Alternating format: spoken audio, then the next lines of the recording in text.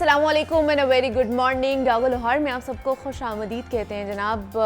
और मैं हूँ आपकी होस्ट मुनीबा आसिफ। इस उम्मीद और इस दुआ के साथ हमेशा की तरह कि आप लोग इस वक्त जहाँ कहीं भी होंगे हमें देख भी रहे होंगे और अपनी ज़िंदगी में खुश भी होंगे। और वैसे भी कहा जाता है कि इंसान को ना ज़िंदगी जैसी नेमत एक ही बार मिलती है, बार बार नहीं मिलती है। और सही कहते भी हैं कि ज़िंदगी एक बार ही मिलती है, इसलिए इसे बार बार भरपूर तरीके से हमें जीना सीखना चाहिए। और ये बात शायद आज समझ में ना आ सके, मगर इसका जो एहसास है ना वो गुज़रती उम्र के साथ साथ बाखूबी हो जाता है। फिर कहते हैं कि अब पछताए क्या हो जब चिड़िया चुग गई खेत, कि जब ज़िंदगी गुजर गई है अब फिर पछताने का क्या ही फ़ायदा है कि ज़िंदगी के जीने का ढंग देर से आए या देर से अपने लिए वक्त निकालें तो कभी बहुत देर हो चुकी होती है। अगर इंसान अपनी सारी ज़िंदगी में कोई गैर मामूली काम ना करे या वो सब हासिल ना कर सके जो वो करना चाहता है, तो उससे बढ़कर उसके लिए और कोई पछतावे की बात ही नहीं रहती है। और ये इसीलिए होता है कि इंसान उस वक्त अपने वक्त की कदर नहीं कर पाता है। उसके पास वक्त तो होता है लेकिन वो उसकी कदर नहीं करता है, उसको अच्छे तरीके से इस्तेमाल में नहीं लाता। और देखते ही देखते ज़िंदगी की शाम तो एक दिन होनी ही है। तो क्या ना आज के दिन एक भरपूर ज़िंदगी जीने का फ़ैसला किया जाए, मिलकर फ़ैसला किया जाए। ऐसी ज़िंदगी कि जिसमें हमने वक्त का बिल्कुल भी ज़िया नहीं करना है, उसी का फ़ायदा है। और उसके लिए आज जितना भी वक्त हमारे पास है उसे एक मुतय्यन तरीके, एक ऑर्गेनाइज्ड वे में गुजारना होगा। तो दिन, हफ्ते या फिर महीने में जितने भी अहम काम हैं आपके, उनके लिए एक मखसूस वक्त आप लोग सिलेक्ट करें, मुकर्रर करें और फिर उन्हें तरतीब से करते जाएं अपनी ज़िंदगी में। बहुत से लोग हैं जो महीने या हफ्ते के आखिर में ये सोचते हैं कि वो अपना एक भी ज़रूरी काम नहीं कर सके और ना ही उन्हें अपनी पर्सनल लाइफ के लिए टाइम मिला है। क्योंकि हम लोगों ने ज़्यादातर जो अपने ज़रूरी काम होते हैं वो या तो हफ्ते के एंड पर रखे हुए होते हैं जिस दिन हमारी छुट्टी होती है, या फिर महीने के एंड पर होता है कि हम एक साथ ही जितने भी पाइल अप हमारे काम हुए हैं हम उन्हें एक साथ ही सर अंजाम देंगे। लेकिन फिर भी हमारे से वो नहीं हो पाते हैं, कोई ना कोई चीज़ फिर भी रह ही जाती है। तो वक्त गुजरने के बाद ना उन्हें ये एहसास ज़रूर होता है कि वो अपना कीमती वक्त फजूल बैठने और बेफ़ायदा चीज़ों में ज़ाया कर देते हैं।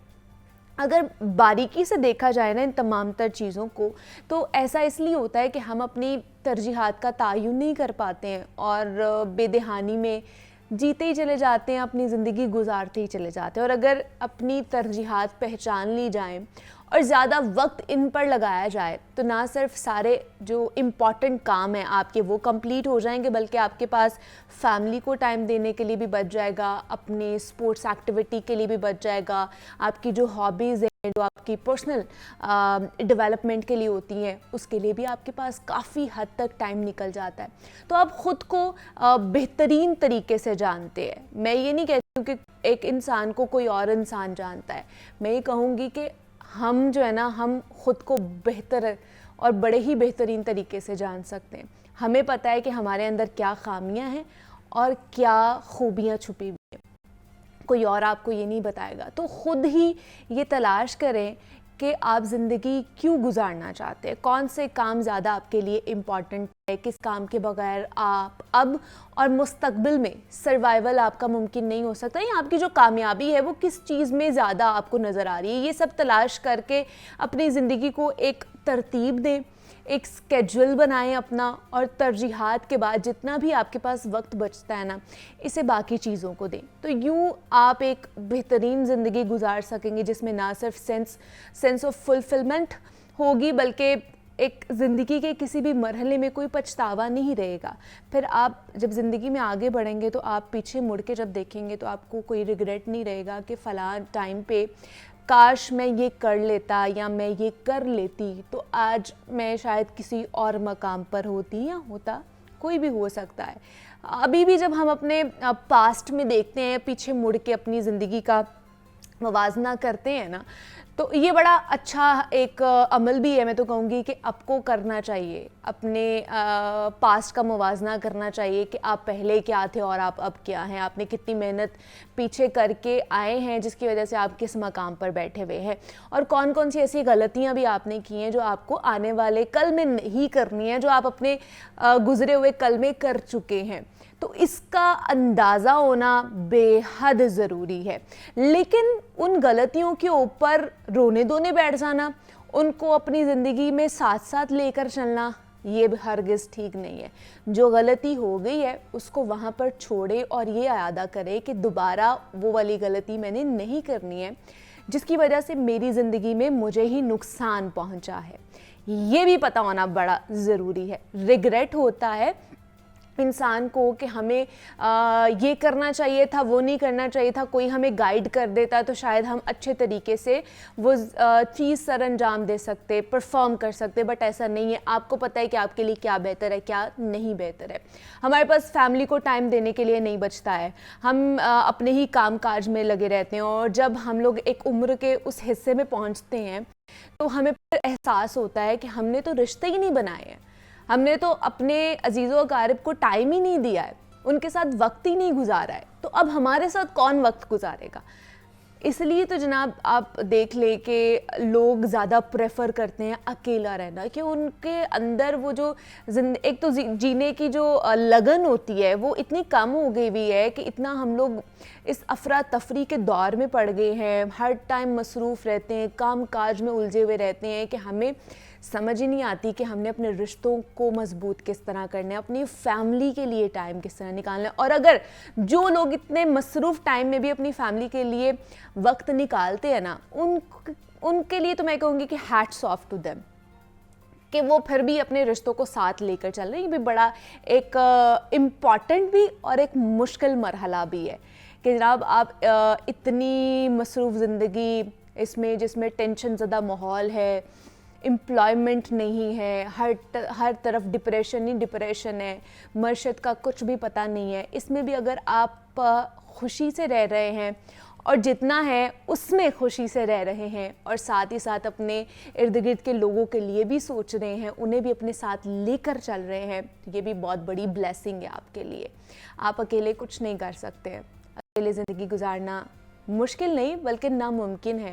मैंने बहुत से लोगों को देखा है और सुना भी है कि जनाब हम अकेले ज़िंदगी गुजार लेंगे, नो प्रॉब्लम, लेकिन ज़िंदगी का एक ऐसा भी चैप्टर आता है, एक ऐसा मरहला आता है कि जिसमें आपको लोगों की ज़रूरत पड़ती है।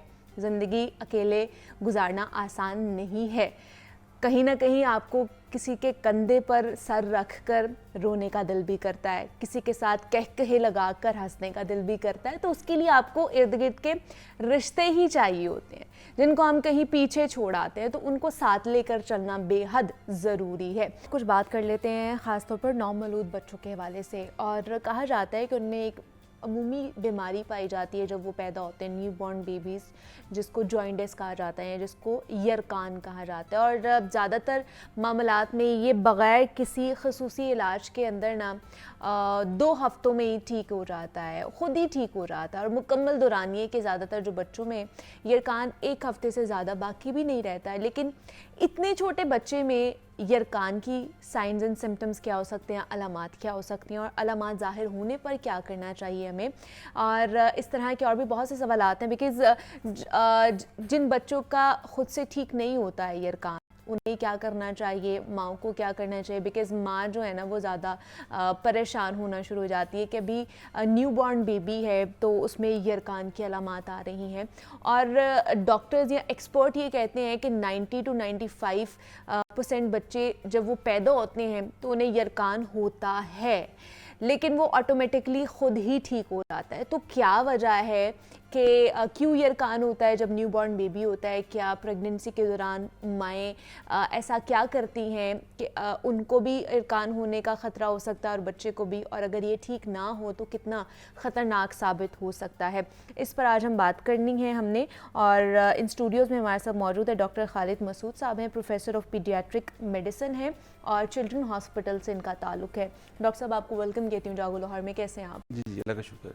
डॉक्टर साहब जैसे मैंने बात की है कि डॉक्टर्स ही कहते हैं कि 90 to 95% जितने भी बच्चे पैदा होते हैं उनमें यरकान होता है, जॉइंटिस होता है, लेकिन वो 1 से 2 हफ्ते में खुद से ही ठीक हो जाता है। क्या वजह है इसकी, मतलब रियलिटी क्या है, वाकई ऐसा होता है या ये सिर्फ अभी बातें ही बनी हुई है? जी, बिस्मिल्लाहिर्रहमानिर्रहीम। देखिए, जॉन्डिस की बहुत सारी वजूहात हो सकती हैं। अच्छा। और जो वो वजूहात जो होती हैं वो न्यूबॉर्न में कुछ और होती हैं और बाद के बच्चों में कुछ और होती हैं, जो बड़े बच्चे होते हैं। जी। जब हम न्यूबॉर्न की बात करते हैं तो उनमें जॉन्डिस की जो वजह होती है वो ये होती है कि उनके हमारी बॉडी के सेल्स होते हैं, रेड ब्लड सेल्स, वो ब्रेकडाउन होते हैं और उनसे एक पिगमेंट रिलीज होता है, बिलीरुबिन। तो बिलीरुबिन बेसिकली वो पिगमेंट है जो जॉन्डिस की वजह बनता है, जिसकी वजह से हमारी स्किन हमें येलो नज़र आती है। जो हमारे न्यूबॉर्न बच्चे होते हैं उनका लिवर थोड़ा सा मैच्योर नहीं होता और वो उस लोड को हैंडल नहीं कर सकते। बेसिकली बिलीरुबिन ने लिवर के अंदर जाके मेटाबोलाइज होना होता है और इस तरह हमारी बॉडी से वो रिलीज़ होता है। अच्छा। लेकिन छोटे बच्चों का लिवर जो होता है वो मैच्योर नहीं होता और उनमें थोड़ा सा जॉन्डिस ज़्यादा हो सकता है और कंट्रोल नहीं हो सकता उन लिवर से, और जिसकी वजह से बच्चों में जॉन्डिस होता है। अब हमें ये देखना है कौन सा जॉन्डिस जो है वो, जैसे कि आपने कहा कि मोस्टली जॉन्डिस जो होते हैं वो बिनाइन होते हैं, जो खुद ही ठीक हो जाने होते हैं, जिसके लिए हमें बहुत ज़्यादा कुछ करने की ज़रूरत नहीं है और विद पैसेज ऑफ टाइम 2 से 3 हफ्तों में ठीक हो जाते हैं। तो हमें ये देखना है कौन सा जॉन्डिस जो है वो सेफ है, कौन सा अनसेफ है। अच्छा, मतलब इसकी भी टाइप्स हैं जॉन्डिस की? बहुत सारे टाइप्स है, बहुत सारी इसकी रीजन है। तो अब हमें सेफ और अनसेफ के अंदर डिफरेंशिएट करना है, बिकॉज एक जॉन्डिस ऐसा है कि जिसके अंदर हम इंटरव्यू नहीं करेंगे तो वो यही पिगमेंट जिसकी हम बात कर रहे थे, बिलीरुबिन, ये ब्रेन में चला जाएगा और ब्रेन को डैमेज कर सकता है। ठीक है, तो हमें डिफरेंशिएट करना है कौन सा जॉन्डिस सेफ जॉन्डिस है और कौन सा जॉन्डिस बच्चे के लिए अनसेफ जॉन्डिस है। ठीक है। तो पहली बात तो ये है कि जो जॉन्डिस जिसकी आप बात कर रही हैं कि नॉर्मल होता है, उसको हम कहते हैं फिजियोलॉजिकल जॉन्डिस। अच्छा। तो ये जॉन्डिस आमतौर पे सेकंड थर्ड डे पे स्टार्ट होता है और फेस से स्टार्ट होगा। ज़ाहिर जॉन्डिस पहले फेस से स्टार्ट होते हैं, आइज येलो होंगी, बच्चा अदरवाइज एक्टिव होगा, प्लेफुल होगा, फीड से ले रहा होगा, स्टूल यूरिन अपने टाइम पे पास कर रहा होगा और उसकी मदर के अंदर कोई ऐसी हिस्ट्री नहीं होगी कि माँ को कोई बुखार था या माँ सुस्त थी, माँ में कोई डिजीज़ थी। तो ये वो जॉन्डिस है जो कि अपने आप ठीक होने वाला है। अच्छा। तो ये जॉन्डिस 2 3 4 5 बच्चे का कलर भी पेल होना शुरू हो जाता है? उसी तरफ आ रहा हूँ। तो 2 3 4 दिन के अंदर पहले ये फेस पे अपीयर होगा, उसके बाद ये पेट पे आ जाएगा और आहिस्ता आहिस्ता खत्म होना शुरू हो जाएगा। तो इसकी पीक जो होती है वो 6-7 डेज पे आती है।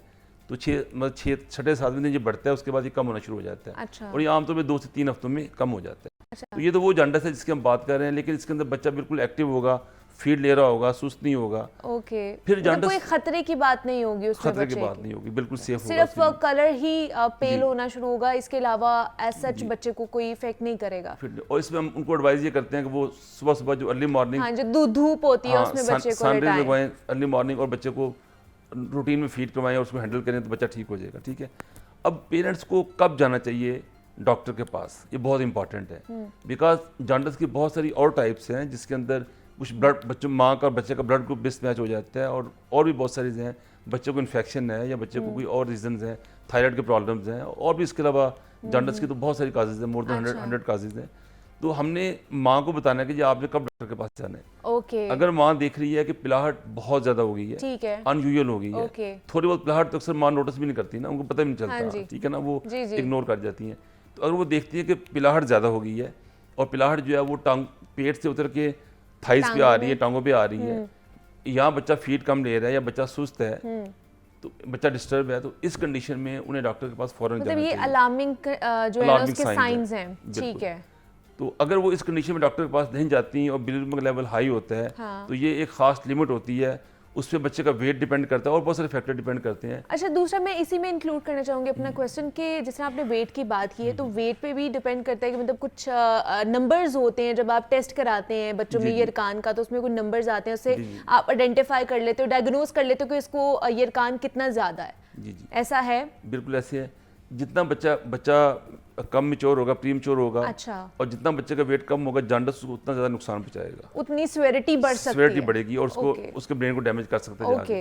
इसलिए अगर आपका बच्चा प्री मैच्योर है और उसको जॉन्डिस होगा तो आप जरूर डॉक्टर के पास जाएं ताकि वो उसको टेस्ट कर सके कि इसका लेवल क्या है, क्या इसको घर पे रखना है या इसको स्पेशल रेज होती है, इसको फोटोथेरेपी रेज कहती हैं, जो हम ब्लू लाइट्स में रखते हैं, उसकी ज़रूरत है। या बात का कुछ सीवियर केसेस के अंदर इवन जो बच्चे का एक्सचेंज ट्रांसफ्यूजन, जिसको हम खून बदलना कहते हैं, वो भी करना पड़ सकता है, स्पेशली उन केसेस में जिन केसेस के अंदर माँ का बच्चे का ब्लड ग्रुप जो है वो मिसमैच करता है। बात का ये होता है कि माँ नेगेटिव होती है, जैसे कि हम बात करते हैं ए नेगेटिव होगी, बी नेगेटिव होगी, ओ नेगेटिव होगी और बच्चा पॉजिटिव होता है, तो वो फिर उसकी उन बच्चों के अंदर जो है वो ब्लड हिमोलाइज कर जाता है या ब्लड की ब्रेकडाउन ज़्यादा हो जाती है।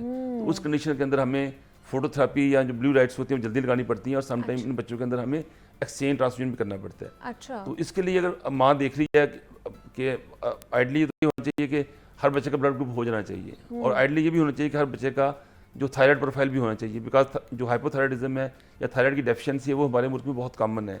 आप कह लें कि 2500 में तो अगर न्यू बॉर्न बेबी है तो उसका पता चल जाएगा इसको थायराइड है कि नहीं? नहीं, न्यू बॉर्न बेबी का फौरन तो पता नहीं चलेगा, उसकी सिम्टम तो आमतौर पर नहीं आती, बाद में आती हैं। अच्छा। लेकिन डे 5 के ऊपर मोस्टली कंट्रीज जो है वो स्क्रीनिंग करते हैं हाइपोथायराइडिज्म की, तो हमारे बच्चों को भी होनी चाहिए। ओके।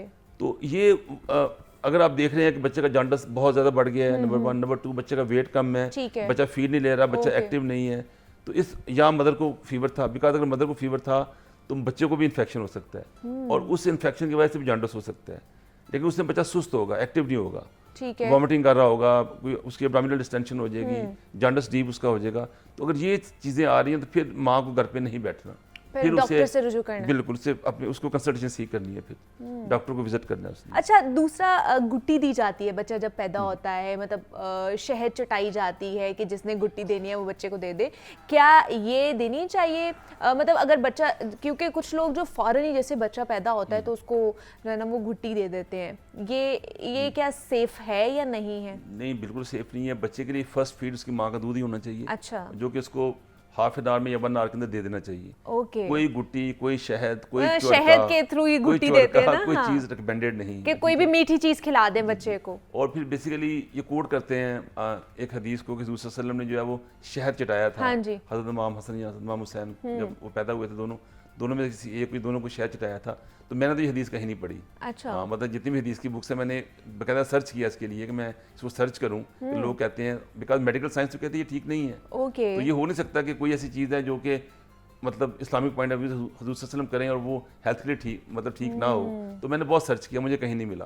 तो ऐसी हदीस भी कोई नहीं है, इसलिए वो लोग कोट ना करें प्लीज़ कि हुज़ूर सल्लल्लाहु अलैहि वसल्लम ने शहद दिया था। मतलब सबसे पहले जो है वो माँ का फीड ही कराना चाहिए बच्चे को। और शहद से मल्टीपल प्रॉब्लम्स हो सकती हैं, जो प्रॉब्लम न्यू बॉर्न्स में हो सकती हैं इमीडिएटली, वो उसके रिएक्शन हैं, जिसमें बच्चे को वॉमिटिंग हो सकती है, उसको एब्डोमिनल डिस्टेंशन हो सकती है, फीडिंग रिफ्यूजल हो सकती है, फिर बच्चा ख्वाम का 1 दिन 2 दिन नर्सरी में एडमिट रहेगा, और उसके बाद ऑब्वियसली उसको ड्रिप लगेगी। और कुछ लोग कहते हैं हमने उसको दिया था, उसको नहीं हुआ, इसको दिया था। exactly, तो मैं ये कहता हूँ कि आप रोड पे जाएंगे ज़ेब्रा क्रॉसिंग के बगैर, तो चांस है कि आप नीचे भी आ जाएंगे और चांस आप बच भी जाएंगे। ठीक है, तो क्या आप चांस लेना चाहेंगे? नहीं, तो बिल्कुल ही नहीं डॉक्टर, बिल्कुल ही नहीं देना चाहिए, या थोड़े दिनों बाद अगर दे भी दिया है तो इट्स ओके? नहीं, हनी जो है अंडर 1 ईयर रिकमेंडेड नहीं है। अंडर 1 ईयर रिकमेंडेड ही नहीं है? रिकमेंडेड नहीं है। ओके। हनी आप आफ्टर 1 ईयर दे सकते हैं। नहीं, तो जिन्होंने खालिस हनी निकलवाया होता है और वो कहते हैं जी हम खालिस बच्चे को हनी खिलाएंगे, खासतौर पर सर्दियों में कहते हैं जी अगर उसके चेस्ट इन्फेक्शन हो गया या इस तरह की हो गया तो उसको हनी थोड़ा सा चटा दो, अंदर काली मिर्च जो है वो डाल के, तो वो उसके लिए ज़्यादा अच्छा है। हमारे घरों में तो यही होता है। नहीं, बिल्कुल हनी दे सकते हैं आप, आफ्टर 1 ईयर दे सकते हैं। अच्छा। अंडर 1 ईयर बच्चों में कंडीशन होती है जिसको हम बचरूजम कहते हैं, इन्फेंटाइल बचरूजम, उसके अंदर काफ़ी बच्चों को प्रॉब्लम्स हो जाती हैं।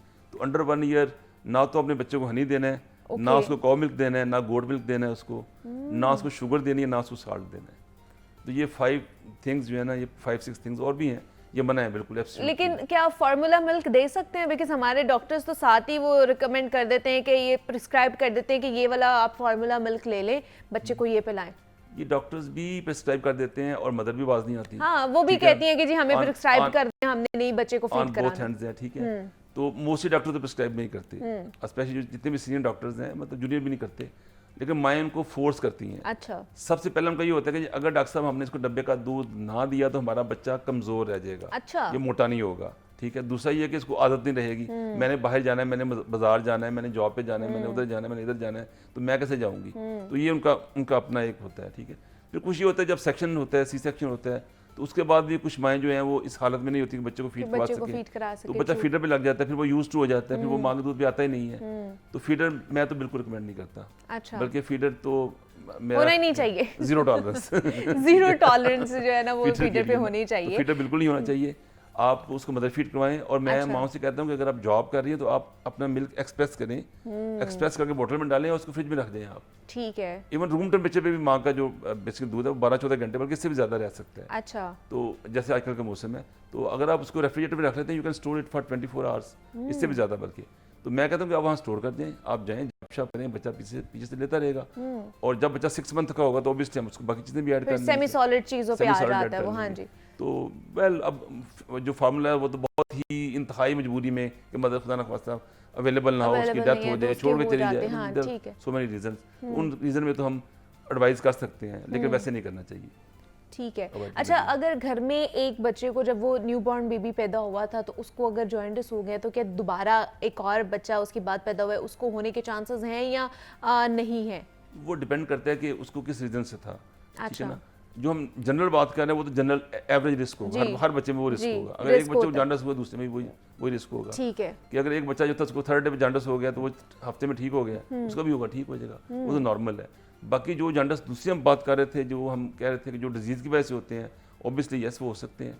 ज़ाहिर अगर एक बच्चा पॉजिटिव है और माँ नेगेटिव है तो अगला बच्चा ही पॉजिटिव हो सकता है, और हर सब्सिक्वेंट बच्चे के अंदर उसकी सिवियरिटी ज़्यादा होगी जो ब्लड ग्रुप इनकम्पैटिबिलिटी वाला है। तो उसमें हम ये करते हैं कि जब बच्चा पैदा होता है हम माँ को एंटी डी एडवाइस कर देते हैं, जो उनकी ऑब्स्टेट्रिशियंस होती है वो माँ को वो बेसिकली एंटीबॉडीज लगा देती हैं। अच्छा। उससे अगले बच्चे में रिस्क कम हो जाता है उसका। नहीं तो इसकी कोई वैक्सीनेशन है या नहीं है, ये एहतियात ही है इसकी? नहीं, इस जॉन्डिस की वैक्सीनेशन नहीं है। इसकी नहीं जो है जॉन्डिस बाद में होते हैं, हेपेटाइटिस बी है, हेपेटाइटिस ए है, उनकी वैक्सीन अवेलेबल है, लेकिन ये जॉन्डिस बच्चों वाला होता है, न्यू बॉर्न वाला, इसकी कोई वैक्सीनेशन इसमें कोई वैक्सीनेशन नहीं है। तो क्या ऐसे चांसेस हैं कि प्रेगनेंसी के दौरान माँ को भी हो सकता है या नहीं, या ये केसेस बहुत कम है? नहीं, माँ को भी हो सकता है, माँ को तो दूसरा होगा ना, उसको हेपेटाइटिस ए होगा, बी होगा, सी होगा। हाँ, माँ को कुछ इन्फेक्शंस हैं जिसको हम टॉर्च इन्फेक्शंस कहते हैं। अच्छा। कुछ और भी इन्फेक्शंस हैं। माँ को अगर वो इन्फेक्शंस हैं तो उन इन्फेक्शन की वजह से बच्चे को जॉन्डिस हो सकता है। ओके। हाँ, लेकिन माँ को जॉन्डिस बच्चे की वजह से नहीं हो सकता। हाँ, ठीक है। लेकिन फिर अगर प्रेगनेंसी के दौरान अगर माँ वैक्सीनेशन करवा लेती है तो क्या चांसेस कम हो जाते हैं या फिर भी चांसेस रहते हैं कि माँ को जॉन्डिस हो और फिर उसके बाद बच्चे को भी ट्रांसफर हो सकता है? माँ को तो प्रेगनेंसी से पहले वैक्सीन करवानी चाहिए ना। अच्छा। हेपेटाइटिस बी की, हेपेटाइटिस ए की वैक्सीन अवेलेबल है, सी की अवेलेबल नहीं है। ठीक है, जिसको काला यरकान कहा जाता है। जी, काला यरकान बेसिकली हेप बी है ना। अच्छा, बी है। हेप बी की वैक्सीन अवेलेबल है। ओके। तो वो ऑब्वियसली हर माँ को लगवानी चाहिए। और आजकल तो हमारे नेशनल प्रोग्राम के अंदर है, गवर्नमेंट हर बच्चे को जो है वो बर्थ के ऊपर, उसके बाद 6 वीक 10 14 वीक्स के ऊपर हेप बी की वैक्सीन कर रही है। तो जो हमारे अभी के बच्चे आ रहे हैं, पिछले 8-10 सालों से वैक्सीन हो रही है, वो तो ऑब्वियसली जब बड़े होंगे तो उनकी वैक्सीन हो जाएगी। और जनरल पॉपुलेशन भी आमतौर पर वैक्सीन लगवा लेती है, मोस्टली लोग लगवा लेते हैं। जो लोग मतलब जिनको अवेयरनेस वो लगवा लेते हैं। और ऑब्वियसली जो हमारी ये क्लास है वो नहीं लगवा सकती, या अफोर्डेबिलिटी नहीं है या अवेयरनेस नहीं है, तो उनके लिए भी ऑब्वियसली मैस लेवल के ऊपर, मीडिया के लेवल के ऊपर, या आप कह लें इलेक्ट्रॉनिक पे और प्रिंट मीडिया पे, ऑब्वियसली उनकी मोटिवेशन होनी चाहिए कि वो वैक्सीन लगवाएं। बिकॉज हेप बी की वैक्सीन कोई बहुत महंगी नहीं है। अच्छा। सस्ती सी वैक्सीन है, और वो मेरा ख्याल will cost 700 rupees.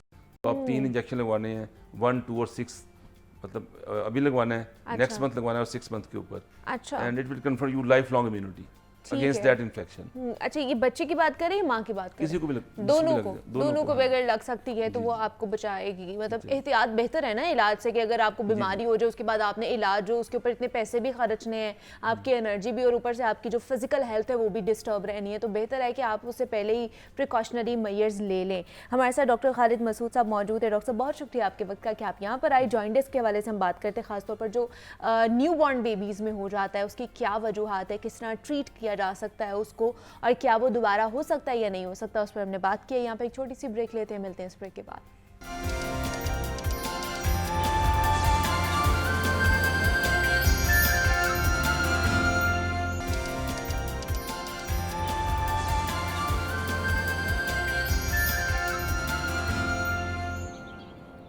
Welcome back to जागो लाहौर। जनाब, हमने अभी नॉमलूद बच्चों के हवाले से बात की है, न्यू बॉर्न बेबीज़ के हवाले से बात की है, लेकिन उनकी माओं के हवाले से भी बात करना बेहद ज़रूरी होता है कि प्रेगनेंसी के दौरान जो माएँ हैं, जो फीमेल्स हैं, उनको किस तरह की डाइट लेनी चाहिए, फर्स्ट ट्राइमेस्टर में क्या खाना चाहिए, सेकेंड ट्राइमेस्टर में, और ख़ास तौर पर थर्ड ट्राइमेस्टर में उन्हें क्या क्या खाना चाहिए।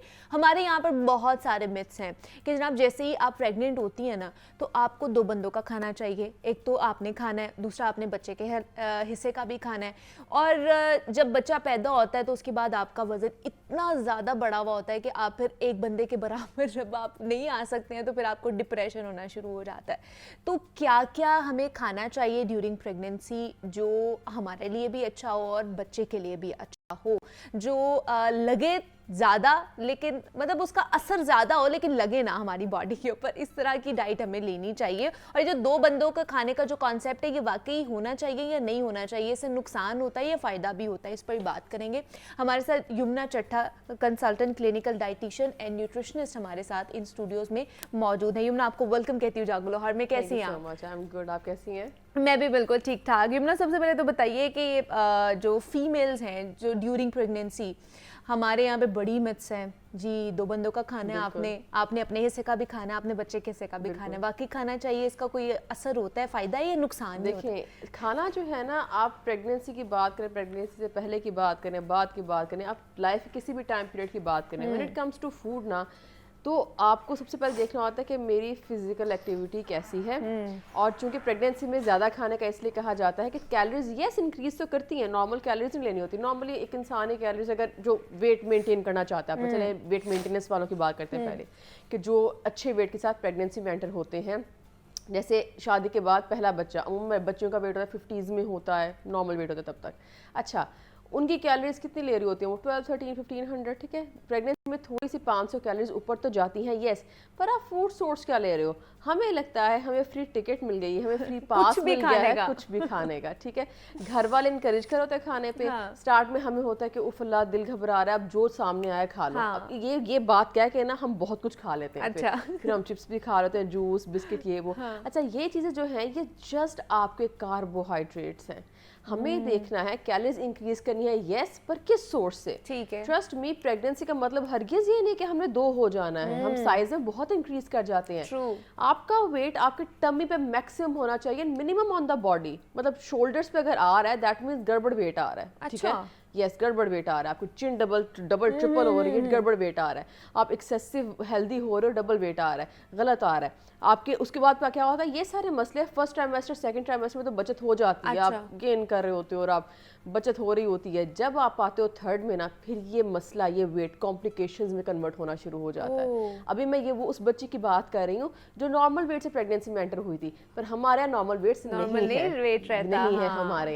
हमारे यहाँ हम प्रेगनेंसी में अमूमन खवातीन या ओबीस हैं या ओवरवेट है, वेट पहले ही ज्यादा है। अब जब पहले ही ज्यादा है ना, तो उसके लिए रिकमेंडेशन बहुत स्ट्रिक्ट होती है कि अगर आपके पास पेशेंट आ रहा है और उसका वेट ऑलरेडी ज्यादा है, प्रेगनेंसी में एंटर होते साथ ही पहले से ज़्यादा आ रहा है, सो उसको आपने एक लिमिटेड अमाउंट गेन करवानी होती है। फिर उसकी कैलोरीज और उसकी चीज़ें बहुत ध्यान से रखी जाती है, क्योंकि हमारे यहाँ प्रेगनेंसी में जेस्टेशनल डायबिटीज़, प्रेगनेंसी के डायबिटीज़ या शुगर जो कहा जाता है, बहुत कॉमन है। लिवर के मसले हो जाना हमारे यहाँ बहुत कॉमन है। उसके बाद ब्लड प्रेशर के मसले हो जाना बहुत कॉमन है, और ये फिर माँ और बच्चे दोनों के लिए बहुत प्रॉब्लमैटिक चीज़ें हो जाती हैं।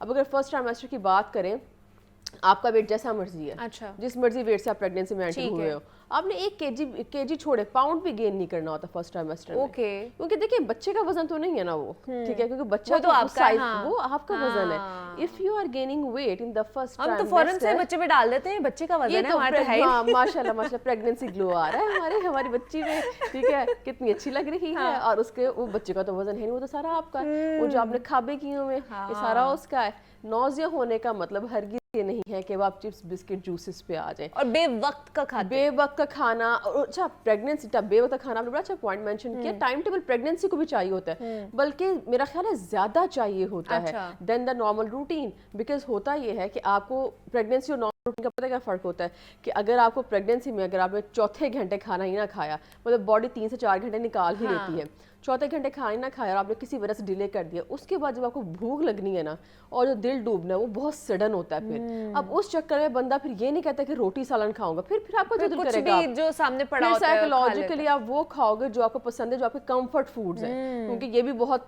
खवातीन को होता है ना कि पहले इतने मसले से गुजरे, क्योंकि डिफरेंस तो आता है कि मूड में, बिहेवियर में, चेंजेस में। आप पहले थोड़े चिड़े हुए होते हो, फिर आप कहते हो भाई खाने की रिस्ट्रिक्शन वो बड़ा जिगर वाला बंदा कर सकता है कि जिसको ये हो कि भाई मैंने बीमार नहीं होना, मेरी फैमिली हिस्ट्री डायबिटीज़ की है, मुझे शुगर नहीं करानी है प्रेगनेंसी में। क्योंकि अगर आपकी फैमिली हिस्ट्री है डायबिटीज की, बहुत चांसेस हैं आपके जेस्टेशनल डायबिटीज होने के।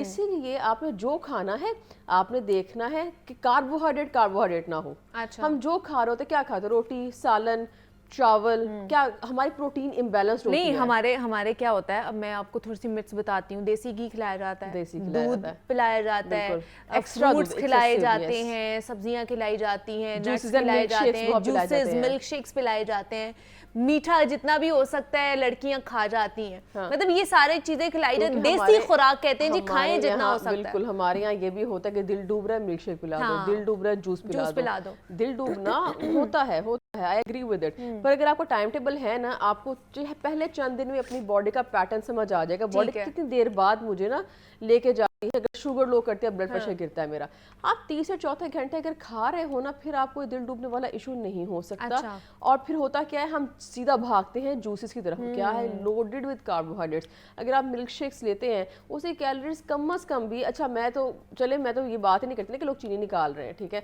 अगर आप 1 टीस्पून में चीनी डाल रहे हैं ना मिल्क शेक में, जो कि हम ज्यादा डालते हैं, तो आपकी calories of that milk shake आराम से 350 तक बन जाती है। 300-350 वो एक ग्लास कहने को है जस्ट वो कार्बोहाइड्रेट्स। आपको चाहिए good protein, good fat, specially in the first trimester, क्योंकि आपकी बॉडी फिजियोलॉजिकल एक हर तरफ से ना प्रेशर आ रहा होता है, हर चीज़ का। बॉडी एक फिजियोलॉजिकल चेंज से गुजरती है, आपका एकदम से ब्लड प्रेशर के इश्यूज या लो होने का, क्योंकि डाइट ना मेंटेन करे तो ब्लड प्रेशर लो होने का मसला होता है बच्चियों को, नौजिया हो रहा होता है, शुगर गिर रही होती है, ब्लड शुगर गिर रही होती है, क्योंकि वही वाली पुरानी आदतें पड़ी होती हैं, जब भूख लगी हो तो खा लिया, ना लगी तो ना खाया। प्रेगनेंसी में यही कहानियां नहीं चलती। अच्छा। उसमें आपको टाइम टेबल बनाना पड़ता है। मील कितने लेने चाहिए, मतलब ड्यूरिंग प्रेगनेंसी एक दिन में कितना मील ले सकते हैं हम? अगर तो आपको नौजिया है ना, तो आई वुड रिकमेंड कि आप 3-3 घंटे बाद थोड़ा थोड़ा खाओ, क्योंकि आपने जरा सा हैवी कर लिया स्टमक को, आपको फौरन से नौजिया शुरू हो जाएगा। अच्छा। और वो इतनी मुश्किल से खाया होता है, तभी तबाजार होना शुरू हो जाती है, 2 मिनट बाहर आ जाता है, इतनी मुश्किल से बंदे ने खाया तो फौरन बाहर आ जाता है। तो स्मॉल मील्स लें, और स्मॉल मील्स लें 3-3 आवर्स अपार्ट। और मील में क्या लेना है, मील शुड बी वेरी बैलेंस्ड, हर चीज़ खाएं, बैलेंस खाएं। अब ये नहीं करना कि खजूरें बहुत ज़्यादा खा लें, इंजीर बहुत ज़्यादा खा लें। हालांकि मैं इंजीर देती हूँ पेशेंट्स को, क्योंकि आप जब सप्लीमेंट्स लेते हो तो आपको कॉन्स्टिपेशन होती है। आयरन तो हम डे 1 से स्टार्ट करवाते हैं, क्योंकि हमारे जो बच्चियाँ होती हैं, इनका स्पेशली पहला बच्चा होता है, वो उस एज ग्रुप में तो वैसी आयरन नॉर्मली भी गिरा होता है, तो गिरे आयरन के साथ ही हम प्रेगनेंसी में एंटर हो जाते हैं। फिर वो और गिर जाता है, क्योंकि और डबल चाहिए होता है, फिर वो और गिर जाता है। पहले ठीक नहीं था, फिर और गिर गया, पीछे बचा गया। तो फिर जब सप्लीमेंट आप लेते हो आयरन का सप्लीमेंट पेट का मसला करता है। उसमें फिर फाइबर अच्छा दे रहे होते हैं, पानी दे रहे होते हैं, सब्जी फ्रूट खाने कह रहे होते हैं, फिर साथ इंजीर वगैरह दे रहे होते हैं। इससे भी आपका ना कॉन्स्टिपेशन का मसला थोड़ा रिलीफ में आता है। तो वो वही बात कि ये तो ड्राई फ्रूट है, ये तो हमारा मिसकैरेज ये तो गर्म है, इनको नहीं खाना चाहिए। हाँ, इनकी तासीर गर्म है। लेकिन फिर क्या कहेंगी, आपके 3rd ट्राइमेस्टर में खासतौर पर कौन सी चीज़ों को निकाल देना चाहिए अपनी डाइट से, और किन चीज़ों को इंक्लूड कर देना चाहिए? एक्स्ट्रा फैट ना लें, कोशिश करें आपका वेट जो है, अपने वेट अपने इंचेस पे जरूर ध्यान रखें कि आपका वेट मैक्सिमम बढ़ जाए तो इट्स ओके। नहीं, ये पर्सन टू पर्सन डिफर करता है, ये पर्सन टू पर्सन बहुत डिफर करता है। देखिए, आपका एक गोल ये होना चाहिए कि मेरा weight should only be increasing from the tummy area. मेरा पेट बढ़े, ये नहीं है कि मैं पूरा का पूरा बढ़ रहा हूँ, ठीक है, कि हमारे शोल्डर्स हैवी हो जाएंगे, आपका फेस बहुत बिग हो जाएगा, क्योंकि you will gain a little on the face और लिटिल ऑन द बॉडी, एक थोड़ा सा होगा, एक आध इंच का। वो जो हम बहुत ज़्यादा ओबीस हो जाते हैं, वो चीज़ नहीं होनी चाहिए। You should only be gaining weight around the tummy area. सिर्फ आप जब भी वेइंग स्केल पे चढ़े और उसके बाद जब अल्ट्रासाउंड वगैरह करें, तो उसमें बच्चे का वेट इंक्रीज नजर आए, वो आपका ना नजर आए ज़्यादा, ठीक है। आपका ज़ाहिर बात है इंक्रीज होगा, एमनियोटिक फ्लूइड है, बच्चे का अपना वेट है, पर उसमें आपको इंचेस का अपने ध्यान रखना है। अच्छा। कि मैं एक्स्ट्रा तो नहीं, जो है मेरी तो ग्रोथ नहीं शुरू हो गई है एक्स्ट्रा, ठीक है। उसके बाद क्योंकि लास्ट ट्राइमेस्टर में ये वाली चीज़ें जो पाँव पे स्वेलिंग होना और फिजिकल इनएक्टिविटी से बहुत ज़्यादा होती है, ये लास्ट ट्राइमेस्टर में निकालना। डाइट से कुछ नहीं निकालना आपने, डाइट आपकी सेम रहेगी, बस एक्स्ट्रा फैट्स का ध्यान रखें, क्योंकि अभी आपकी बॉडी पे ज़्यादा लगने के चांसेस है। प्रोटीन का प्रोटीन का पूरे ट्राइमेस्टर्स में सारों में बहुत इंपॉर्टेंट है, हम प्रोटीन का ध्यान नहीं रखते। हमारा नॉर्मल फोकस होता है जस्ट रोटी एंड सालन पे, जो हमारी आम डाइट है। हम प्रोटीन का मतलब ये है कि एवरी मील में कुछ ना कुछ प्रोटीन का पोर्शन हो, और कोई एक आध मील में मेजर सिर्फ प्रोटीन ही हो। आप प्रोटीन ही खा रहे हो, दालें हो गई, फिश हो गई, चिकन हो गया, रेड मीट। ये भी डिपेंड करता है पर्सन टू पर्सन कि अगर एक बंदा है उसका वेट एंड तक ठीक रहा है तो वो तो रेड मीट ले सकता है, उसका मसला नहीं है। अगर किसी का वेट पहले ही ज्यादा, डॉक्टर ने कहा मेंटेनेंस पे आ जाओ, आपका ऑलरेडी 10-15 kg गेन हो गया, मतलब 15 इज टू मच वेट है, टू मच है। 12 kg के बाद आपको थोड़ा सा ना कॉशियस होना चाहिए। 12 kg तक तो फिर भी चले ठीक है कि वेट, उसके बाद थोड़ा कॉशियस होना चाहिए आपको। अगर आप ऑलरेडी 15 एक्सीड कर गए, आपका लास्ट ट्राइमेस्टर जो है अब उसके 2 महीने पड़ेंगे, लास्ट 2 मंथ में बहुत गेन होता है। उसके बाद आपने 20-25 तक थोड़ी जाना है।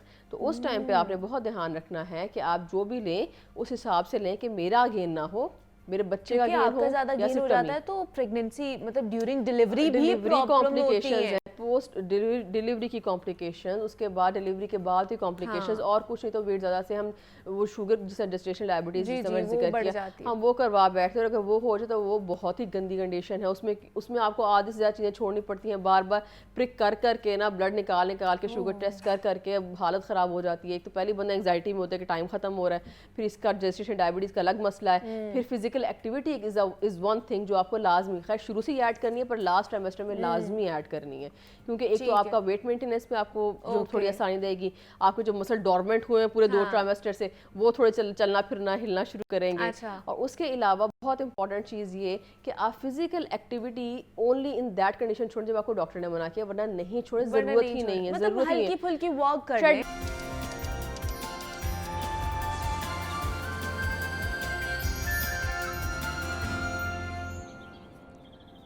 वेलकम बैक टू जागो लाहौर। जनाब अब कुछ अपने शहर के हवाले से बात कर लेते हैं। और शहर में कई मसाइल हैं जिनको हम डिस्कस करते रहते हैं, हाईलाइट भी करते रहते हैं। और एक जो बुनियादी मसला है हमारे शहर का वो है बेहंगम ट्रैफिक, जिसकी वजह से इतने हादसात रूनुमा होते हैं रोज़ाना की बुनियाद पर, और कोई सिस्टम नहीं है। इंतज़ामिया फिर भी इक़दामात उठाती रहती है, लेकिन कोई भी अच्छे इनिशिएटिव्स नहीं लिए जाते हैं। रोज़ाना की बुनियाद पर आपको मोटरसाइकिलें सड़क पर जाती हुई नज़र आएंगी, गाड़ियाँ जाती हुई नज़र आएंगी, और हादसात की जो शरह है उसमें भी इजाफा होता ही आपको नज़र आएगा। दूसरी तरफ देखा जाए तो चालानिंग बहुत ज़्यादा की जा रही है ट्रैफिक पुलिस की तरफ से, रोज़ाना की बुनियाद पर चालान काटे जाते हैं, लेकिन जो आम आदमी है वो ये शिकायत करता हुआ नज़र आता है कि बेजा चालानिंग की जा रही है, अपने टारगेट्स पूरे किए जा रहे होते हैं। उन्हें एक टारगेट दिया जाता है कि आपने महीने में इतने चालान करने ही करने हैं, तो उनकी बुनियाद पर जनाब हमें चालान किया जाता है। दूसरा जो ट्रैफिक के निज़ाम को सबसे ज़्यादा जो मुतासर करती है ख़ास तौर पर लाहौर की ट्रैफिक को, वो है जनाब VIP मूवमेंट, के वहाँ पे प्रोटोकॉल्स लगा दिए जाते हैं, ट्रैफिक बंद कर दी जाती है, और पूरी ट्रैफिक जो है वो घंटों तक जनाब वहाँ पर खड़ी रहती है, इंतज़ार करती रहती है, लंबी लंबी कतारें लग जाती हैं।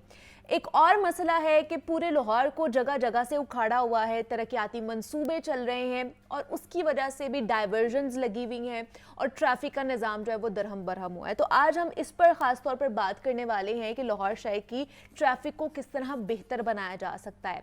चलानिंग सिस्टम क्या वाकई जो आम एक शख्स शिकायत करता है, क्या इसमें हकीकत है या नहीं है, और ट्रैफिक के मसाइल आखिर हैं क्या। जो कुछ मुझे नज़र आ रहे थे ट्रैफिक के मसाइल वो तो मैंने आप तक पहुंचाए हैं, अब बाकी क्या ट्रैफिक के मसाइल है उन हवाले से बात करेंगे। इन स्टूडियोज़ में हमें आज ज्वाइन किया है नुमाइंदा लाहौर न्यूज़ है मोहम्मद अली ने आज हमें ज्वाइन किया है। मोहम्मद अली, आपको वेलकम कहती हूँ जागो लाहौर में, कैसे हैं आप? शुक्र, अस्सलाम वालेकुम। वालेकुम अस्सलाम। अच्छा, सबसे पहले तो बताइए कि जिस थोड़ी बहुत वजूहात मैंने बता दी है कि लाहौर शहर की ट्रैफिक का निज़ाम क्यों इतना बुरा हो गया है या दरहम बरहम हुआ है, तो सबसे पहले तो चलानिंग पे आ जाते हैं कि लोग बड़ी शिकायत करते हैं। आप भी फील्ड में जाते हैं तो आप लोगों को भी लोग कहते होंगे कि चलानिंग बेजा चलानिंग की जा रही है। क्या वजह, वाकई बेजा चलानिंग की जा रही होती है? और एक जो एक फैक्टर आ गया है कि जो हमारे वहाँ पे वार्डन्स खड़े होते हैं उन्हें टारगेट दिया जाता है कि महीने में आपने इतने चालान करने ही करने। जी, ये तो बिल्कुल आप दुरुस्त फरमा रही हैं कि चलानों के हवाले से लाहौर की आवाम बहुत परेशान है। उसकी वजह ये है कि एक तो ट्रैफिक रूल्स पर जो अमल दरामद करवाना है, ये लोग समझते हैं इंतज़ामिया बिलखसूस कि अगर जुर्माने करेंगे तो लोग उस पर अमल करेंगे, लेकिन लग ऐसे नहीं रहा। ट्रैफिक हादसात में अगर आप रोज़ाना के फिगर्स देखते हैं तो हमें जो रेस्क्यू भिजवाता है लाहौर टॉप पे जा रहा है अभी भी। बिल्कुल हेड इंजरी थी, मेन फोकस किया गया कि हेड इंजरी बच्चों की बहुत ज़्यादा थी। जो व्हीलर्स थे, जो बाइक से गिरता था, इन्होंने ये किया कि जो हेलमेट नहीं पहनेगा अब 2000 चलान कर रहे हैं उसका, और साथ जो वन वे ट्रैफिक, जो लोग वन वे की खिलाफ वर्जी करते हैं, जुर्माने इन्होंने करना शुरू कर दिए। पोश इलाकों में कोशिश ये करते हैं कि जितने भी हमारी माल रोड है यहाँ पर ट्रैफिक मामूल के मुताबिक हो, अच्छा, और रूल्स की खिलाफ वर्जी पर भी यहीं पे ज़्यादा जुर्माने किए जाते हैं। नहीं तो मोहम्मद अली, जैसे आपने कहा कि मॉल रोड पर ज़्यादा होता है कि यहाँ पे ट्रैफिक की रवानी बेहतर हो, तो मॉल रोड को इतना फोकस क्यों करते हैं? बाकी सड़कों को क्या क्यों नहीं इतना फोकस किया जाता? वो लवारिस हैं क्या, वो उनको नहीं देखा जा रहा? आप दुरुस्त फरमा रही हैं। लाहौर की साइडों पे आप तमाम अतराफ देख लें, शुमाली लाहौर, अगर इलामा इकबाल रोड है, स्टेशन की जानिब लारी अड्डा बदामी बाग, इतनी बुरी सूरत हाल है कि अगर आप घर से निकलते हैं ना शहर की तरफ आने के लिए इस साइड पे, तो कम से कम आपको 45 से 50 मिनट चाहिए, लगता है मिनटों का सफर है। और आप वो मिनटों की बजाय अगर घंटों में तय करेंगे या 1 घंटा 45 मिनट से ज्यादा लगेगा, उसमें नुकसान क्या है? 2 बजे का अगर वक्त दिया ना तो आप 3 बजे पहुंचेंगे वहां पे। पेट्रोल का रेट बढ़ रहा है, गाड़ियां स्टार्ट रहती हैं, और उसका इफेक्ट ये हो रहा है कि धुआं, पोल्यूशन बढ़ रही है। नंबर 1, ट्रैफिक वार्डन्स को सड़क पे जो ज्यादा मसाइल आ रहे हैं, सड़क पे खड़े हुए ट्रैफिक वार्डन एकदम सड़क के आगे आ जाते हैं, पीछे से तेज ट्रैफिक आ रही है, मोटरसाइकिल को रोकने के लिए या गाड़ी को रोकने के लिए सिर्फ उनको टारगेट ये दिया गया कि वो चलान करें। अच्छा, सिर्फ चलान का टारगेट है, बाकी भाड़ में जाए सारा कुछ, उनको कोई गर्ज नहीं है। सिर्फ रेवेन्यू इकट्ठा होना चाहिए ताकि इन जो अफसरान के सरकारी गाड़ी में फ्यूल डलता है, जो उनको सरकारी गाड़ियां मिली हुई हैं, उनके अखराजात कहाँ से पूरे होंगे। अच्छा, ये जो आपने हाईलाइट किया ना कि ये तो मैंने भी विटनेस किया है कि अचानक ही जनाब एक वार्डन जो है ना वो सड़क के दरमियान आके खड़ा हो जाएगा और वो रोकना शुरू कर, एग्जैक्टली पीछे से कोई हैवी व्हीकल आ सकती है, कोई ट्रक आ सकता है, कोई गाड़ी आ सकती है और खुदा ना खास्ता कोई हादसा हो सकता है, और बाद में फिर जो गाड़ी में बैठा होता है, मोटरसाइकिल पर बैठा होता है, या कोई वो जो भी व्हीकल में बैठा, उसकी जिम्मेदारी ठहराई जाती है कि इसने जो है ना वो ब्रेक नहीं लगाई या ये सही गाड़ी नहीं चला रहा। बहुत सारे वाकयात हुए, ट्रैफिक वार्डन्स को लोगों ने मारा है, ट्रैफिक वार्डन्स ने लोगों को मारा है, उस पर इंक्वायरियां होती हैं, लेकिन जब सेफ्टी कैमरे मोस्टली देखे जाते हैं तो गलती जो सी है वो वार्डन्स की निकलती है। लेकिन इसमें किसी हद तक जो हमारी नई नस्ल है इसमें बर्दाश्त कम है। अच्छा। सबसे बड़ी बात है लाहौर में बिल्कुल हमारे एबर्ट रोड के करीब क्वीन मैरी कॉलेज है, बच्चों का स्कूल है, यहाँ पे जो इलामा इकबाल रोड है इसको सिग्नल फ्री करने के हवाले से पिछले 15 दिन से तजर्बा किया जा रहा है। अच्छा। उस तजर्बे में क्या किया, टीपा ने कहा जी हमने इसको सिग्नल फ्री करना है, धर्मपुरे पुल से लेके तो यहाँ जामे नमिया तक, ताकि ना रुकावट कोई ना हो, ट्रैफिक का बहाव बेहतर रहे। अच्छा। कंक्रीट के वो तमाम रुकावटें लगा दी गई। अच्छा, लगा कब रहे हैं? जब टॉप पीक टाइम है स्कूलों की छुट्टियों का, कॉलेज की छुट्टियां। अच्छा। उससे ये होता है कि अब एक साइड ट्रैफिक चला रहे हैं, बाकी साइडें बंद कर दी हैं और यू टर्न बंद कर दिया है। अगर आपने स्टेशन पे जाना है तो आपको वाया क्वीन मैरी रोड आना पड़ेगा, दोबारा आप एंटर होंगे पिछली साइड से एंटर होकर, कम से कम वो जो आपका डिस्टेंस है वो फ्यूल का खर्चा ज़्यादा हो रहा है और उसमें ट्रैफिक का इतना ज़्यादा रश है। अगर खुदा न खासा कोई हादसा हो जाता है, एम्बुलेंस को रास्ता नहीं मिलता, एम्बुलेंस वाले बेचारे सायरन देते रहते हैं, फंसे होते हैं। अच्छा, मैंने पिछले दिन हमने रिपोर्ट भी किया, लाहौर न्यूज़ ने हमेशा लोगों की इस्लाह की है, वो ट्रैफिक हो, वो कोई भी इवेंट हो, हमारी कोशिश होती है कि लाहौरियों को हम आगाह करें ताकि मसाइल का हल निकले, अवाम उस पर भी सोचे और महकमे भी बेहतर पॉलिसी बनाए। इन्होंने सिग्नल फ्री के लिए जो बंद किए हैं रास्ते, 15 दिन से अजाब जान बने हुए लोगों के लिए। ट्रैफिक का रश अभी देख लीजिएगा, अभी छुट्टी का टाइम होना है और उसी तरह वहाँ पे रश पड़ेगा और रूटीन में उससे फ्यूल भी ज़्यादा लग रहा है। ये बहुत सारे मसाइल हैं। अगर बात कीजिए ट्रैफिक सेक्टर, लारी अड्डा Badami Bagh side heavy traffic है। सबसे पहले तो जो कमर्शियल ट्रैफिक है जिसमें लारी अड्डा, पिछले कई हुकूमतों ने ये कोशिश की कि इसको लाहौर से बाहर निकाला जाए, अब ज़रूरी है, बहुत ज़रूरी, नहीं हो सका। अब देखते हैं कि हुकूमत नहीं बनेगी इंशाल्लाह, इनकी काविशें तो बहुत होंगी, इनकी कोशिश है कि हम बेहतर करें।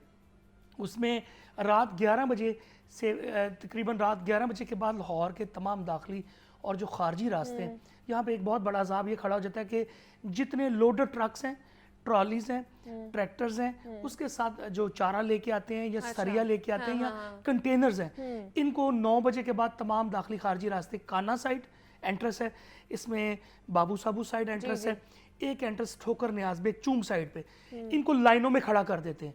जैसे ही 11:15 होते हैं ये एंटर हो जाते हैं और उसके बाद क्या होता है, इनकी दौड़ें लगती हैं, ये स्पीड में चलाते हैं। मैंने जब तक हमने रात को रिपोर्ट करते रहे, सबसे ज़्यादा ट्रैफिक हादसे रात को लोगों को कुचलते ही हैं। बदकिस्मती ये है कि इनके नंबर्स नहीं होते। अच्छा। हाँ, इन ट्राली ट्रैक्टर्स पे कोई नंबर नहीं है, सिर्फ ट्रैफिक की मिली बगस के कैमरे में भी नहीं आएगा और कोई आइडेंटिफाई भी नहीं कर पाएगा। हमने सिटी लाहौर को ये कहा था कि खुदा का वास्ता इसका कुछ टाइम डिवाइड करें या इनको इनकी जो तादाद है वो कम करवा दें, मुख्तलिफ औकात में इनको लाहौर में एंटर होने दें।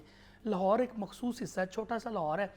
बदकिस्मती ये 1965 वाला सड़कें और 2023 की ट्रैफिक है। हर लेकिन बंदे ये के भी पास हमने गाड़ी- देखा है मोहम्मद अली कि रात के वक्त इनकी कोई शिफ्ट भी नहीं होती है, सिग्नल फ्री हो जाते हैं 12 बजे के बाद गालिबन 1 बजे तक, और उसका नतीजा कोई क्या वहाँ है? पे रुकता भी नहीं है, जितने और लोडेड ट्रैफिक ट्रक है वो बहुत हैवी स्पीड में जाते हैं इलामा इकबाल रोड से। और फिर हादसा अच्छा, फिरोजपुर रोड पे मैं वो सड़कें गिनवा रहा हूँ जहाँ पे रोजाना की बुनियाद पर बच्चे, हादसा औरतें, बिल्कुल अगर कोई ऐसे। रात को निकला है उससे नजर नहीं आ रहा ट्रक, उनकी लाइटें कोई नहीं, पीछे लाइट कोई नहीं होती, कोई रिफ्लेक्टर नहीं है। सिटी लाहौर को जब हमने कहा, उन्होंने कहा जी हम कोशिश कर रहे हैं कि इनको रिफ्लेक्टर लगवाएं, इनके नंबर लगवाएं।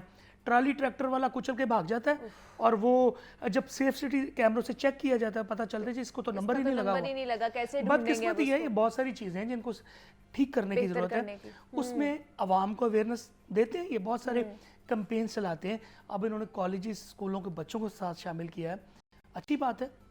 लेकिन कैंपेन भी मैंने ज्यादा देखी है जुर्माने के हवाले से चला मुहज्जब रही कौम होती वही है जो चालान के ट्रैफिक हवाले रूल्स से। पे अमल दरामद करे। हाँ।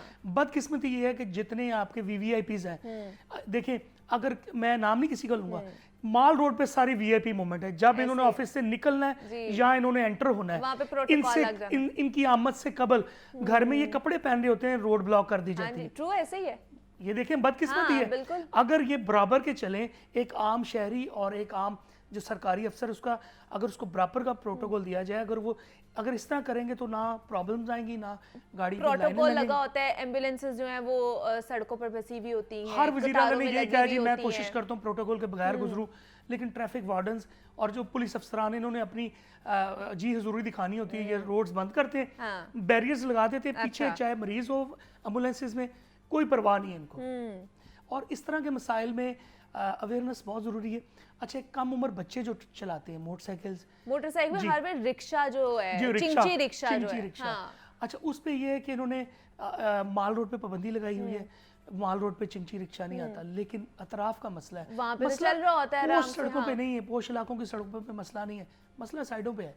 देखिए जैसे जेल रोड है वो सिग्नल फ्री किया हुआ है, वहाँ पे मसाइल नहीं है, ट्रैफिक तेज है, हादसा अगर खुदा ना खास्ता होता कोई, उसमें नुकसान भी होता है, बच्चों को चोटें भी लगती हैं, लेकिन जो लेन और लाइन की पाबंदी है ना, इस वो पे नहीं बहुत की ज्यादा जाती फोकस है। करना चाहिए। खवातीन मैंने देखा अब कॉलेज की बच्चियां, यूनिवर्सिटी की बच्चियां, वो मोटरसाइकिल इस्तेमाल हाँ, करती हैं, स्कूटी हमें चला देख रही के हैं, खुशी होती है, मोटरसाइकिलें चला बड़ी रही हैं, जिम्मेदारी हाँ। यार, अपनी जिम्मेदारी पे चला रही है, हेलमेट पहना हुआ, लेकिन उनको एक प्रॉब्लम आती है, उनको ट्रैक नहीं मिलता चलाने के लिए।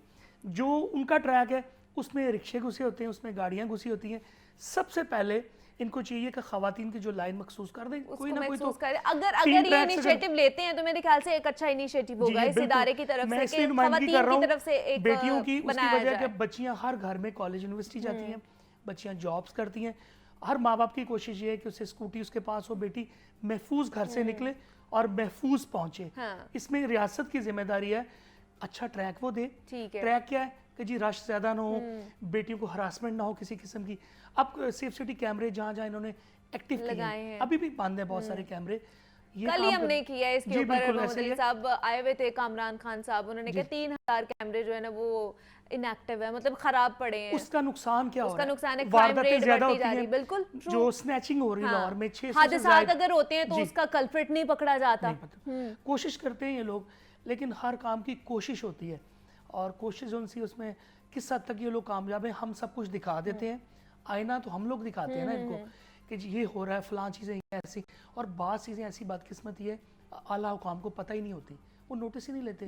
सारा दिन अफसरान का क्या काम है कि जितने भी आला अफसरान हैं उनका ये काम है कि जो पोलिटिकल बेसों पर इनकी तैनाती हुई है ना, सबसे बड़ा लाहौर का फोकस क्या है, जो भी अफसर बड़ा आता है उसके पीछे कोई ना कोई सियासतदान सिफारशी है, वो बेफिक्र होकर बैठता है कि जब तक मेरा वजीर लगा हुआ है मुझे कोई हटाने वाला वो नहीं है। ठंडे कमरों में बैठे हुए होते हैं, उन्हें क्या ही खबर के बाहर क्या हो जब उन्होंने निकलना है, अगर सिटी लाहौर निकलना, मैं फोकस नहीं कर रहा किसी को, उनके लिए प्रोटोकॉल लग जाता है, उनको क्या तकलीफ है, उनके बच्चों को कोई नहीं है। जब उन्होंने घर से निकलना है, आगे ट्रैफिक वार्डन क्या एक उनका कैप्टन होता है, वो रास्ता सारा क्लियर वो तो सिर्फ मुझे लगता है कि जी छोटी छोटी अगर कैंपेन्स कर भी देते हैं तो फोटो सेशन अच्छा, के लिए एक और कराते हैं चीज़ और है, उसके बाद भूल जाते हैं कि हमने कोई अमल दरामद जितना भी कराना सरिया है। लाहौर में आता है, उनकी ट्रॉली के ऊपर आप उसकी जितनी लंबाई उससे ज्यादा नहीं बाहर नहीं बाहर निकालते, लेकिन वो होता बदकिस्मती है। ये है कि उस पे जो सरिया कई फुट तक बाहर बाहर होता होता है, है। वो मैंने देखा नौजवान जब उसमें मोटरसाइकिलों में रात को लगते हैं, आर पार हो और जाता है आगे बॉडी तो से। वैसे भी फॉग का, स्मॉग जी, का जी। जो है अच्छा, सीजन स्मोक आने पे भी वाला है। देखिए हाँ इस जी। पे इन्होंने 1200 कल डीसी लाहौर ने एक्शन लिया जी, फौरी तौर पे बंद करें, बंद नहीं कर सकते। उसकी वजह ये है कि तमाम जो ट्रैफिक के रूल्स हैं उस पे जितनी हैवी गाड़ियां सारी तो डीजल पे चल रही हैं और डीजल यकीनन वो उसका स्मोक बनता ही बनता आलूदा है, करता है, और जितने भी रावी के पास साथ जितनी भी आबादियां हैं वहाँ पे जो चर्बी जलाते हैं, जहाँ वहाँ पे जो टायर जलाते हैं, हमारे पास फुटेज मौजूद है। महकमा माहौलियात को चाहिए कि वहाँ पे एक्शन ले, डीसी लाहौर को चाहिए अपनी टीमें एक्टिव करें। ठीक है, बाहर सांस लेना बहुत मुश्किल है। एयर क्वालिटी इंडेक्स इस बार कहा जा रहा है 700 से अबव करेगा जी, अगले कुछ दिनों में।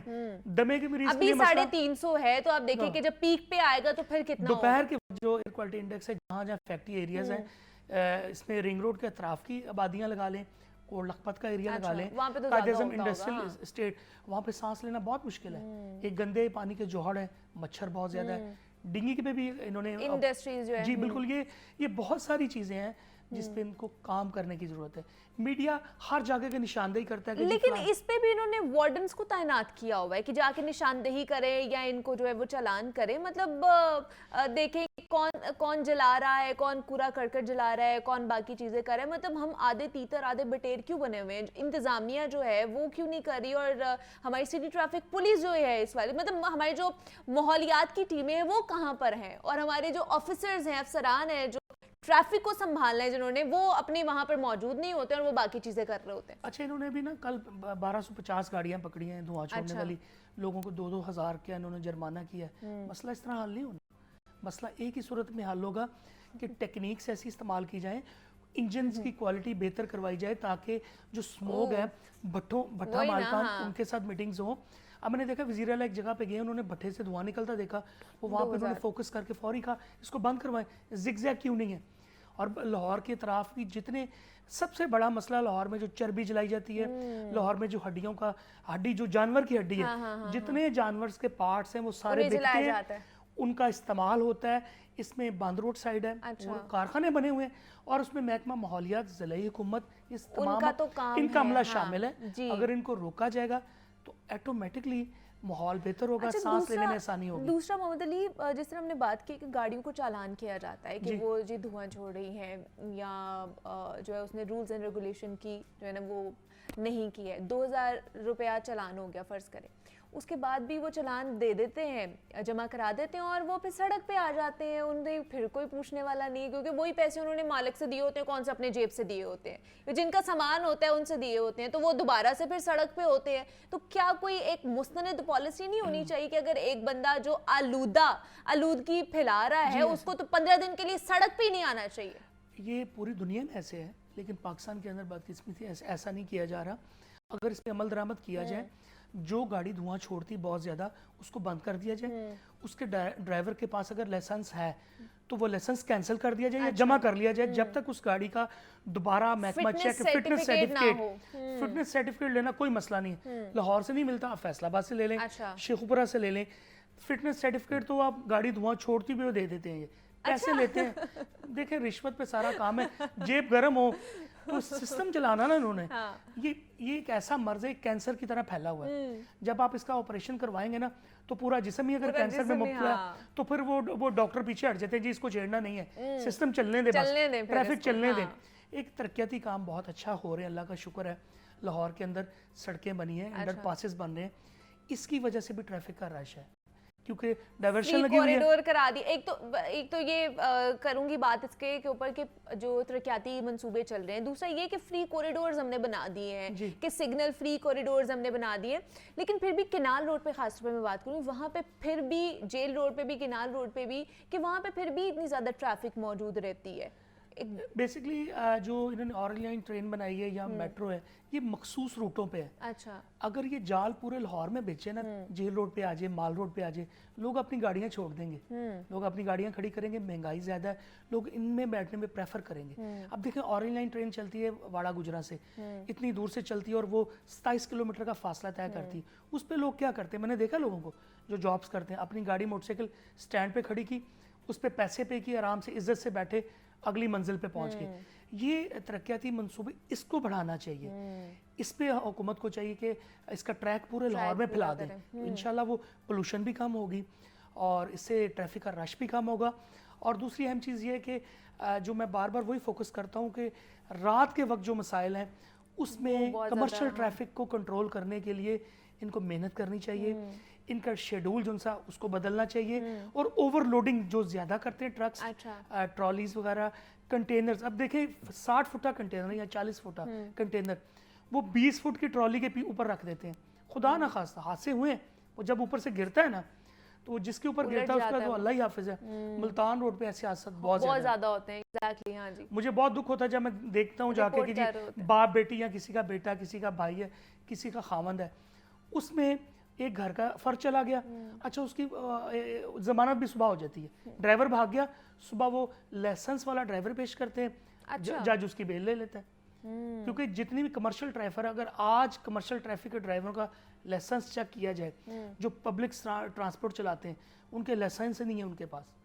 एक यहाँ पे डंपर चलता है, बहुत ऊंचाई होती है उसकी, तकरीबन 20 फुट ऊंचा, और इसी तरह उसकी लंबाई भी 40 फुट लंबा। वो इतनी स्पीड में चलाते हैं ड्राइवर कि उसमें उन्होंने रेत मट्टी लदी होती है, जब वो गुजरते हैं सड़कों से, पीछे पूरा अमला जितने भी लोग गुजरते हैं उन पर मट्टी पड़ती है, आंखों में मट्टी, रेत आंखों में पड़ती है, उसका भी नुकसान है। उसका नुकसान मोटरसाइकिल सवार को है, उसका नुकसान जो शख्स गाड़ी में बैठा है, गाड़ी मट्टी से भर गई, कपड़े ख़राब, ये बहुत सारे मसाइल हैं। इस पर सिटी और लाहौर ये को तो आप कह रहे हैं कि proper- उनके पास लाइसेंस नहीं होते हैं। कुछ ऐसी फुटेजेस भी आपने भी देखी होंगी, रिपोर्ट किया होगा, बच्चे चला रहे होते हैं जी बसेस चला रहे हैं, और जब वार्डन्स उनके ड्राइवर्स को निकालते हैं तो उनकी एक टांग ही नहीं होती और एक टांग से वो बसेस और वो ड्राइविंग कर रहे होते हैं। मतलब अभी आप देख लें कि किनके हाथ में जो है ना, हम एक इतनी बड़ी बस दे रहे हैं जिसमें ऑलरेडी पीछे लोग भी बैठे हुए हैं और बाकियों की जान को भी खतरा है। इसकी निस्बत अगर मोटरवे को देखा जाए तो मोटरवे पे रूल्स की पाबंदी करवाई जा रही है, वहाँ पे हादसा ओवर स्पीड की सूरत में वहाँ पे तो हो रही है। अगर लाहौर में भी इसी तरह क्या हो ना, करना है फिर लाहौर शहर के अंदर कैसे बंद करेंगे रोड हम है, लोग? फिरोजपुर रोड पे बहुत ट्रैफिक तेज चलती है, रिक्शे वाले, लेन की पाबंदी अगर हो जाए ना तो उससे बहुत सारे मसाइल हल हो जाएंगे। हैवी ट्रैफिक एक साइड पे हो, हाँ। गाड़ियाँ एक साइड पर हैं, मोटरसाइकिल सवार, साइकिल सवार, अच्छा पैदल की तो बात ही छोड़ दें, तजावजात है, जितने लाहौर के फुटपाथ हैं, वो सारे भरे हुए कमिश्नर को कहता हूँ हाँ। किसी लाहौर के फुटपाथ पे मुझे पैदल चल के दिखा दें। चल ही नहीं सकते पूरी आप दुनिया भाई। में असूल है कि जब एक ट्रैफिक पे सिग्नल पे वो जो खड़ा, ब्रिजेस बनाए हुए हैं उन्होंने चलने के लिए, फुटपाथ लोगों पेडेस्ट्रियन बस के लिए, वही है। वहां पर बाइक्स घुसी हुई होती हैं, वहां पे बाइक्स ऊपर से नीचे आ रहे हो, तो मतलब आप कुछ तो छोड़ दें, कुछ तो ट्रैफिक के हवाले से या लोगों तजावजात के खिलाफ ऑपरेशन होना चाहिए, ऑपरेशन होना चाहिए इसके हवाले से। बिल्कुल खारजी ऐसे। रास्तों पे ये तजावजात का बहुत मसला है। ठीक है जी, अगर आप मोहम्मद लाहौर अली से हमारे एंटर साथ मौजूद थे, नुमाइंदा लाहौर न्यूज़ है। मोहम्मद अली, बहुत शुक्रिया आपके वक्त का कि आप यहाँ पर आए और कुछ लाहौर की ट्रैफिक की मसाइल थे जिसके हवाले से हमने उनको हाईलाइट करने की कोशिश की, और उम्मीद करते हैं कि हुकाम बाला तक हमारी आवाज़ पहुँचे और वो इस पे अमल दरामद शुरू करें। मुझे इजाज़त दीजिए, अपना ख्याल रखिएगा, अल्लाह हाफ़िज़।